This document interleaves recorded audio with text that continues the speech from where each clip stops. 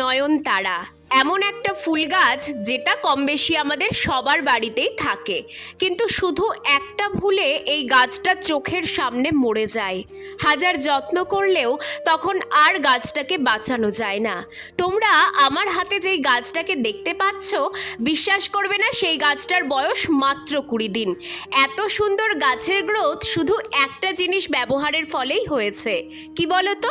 সবজির খোসা। এই গাছটা আমি কিচেন কম্পোস্টে বসিয়েছি, আর এটাই সপ্তাহে একদিন করে গাছের মাটিতে এক মুঠো করে দিয়ে দিই।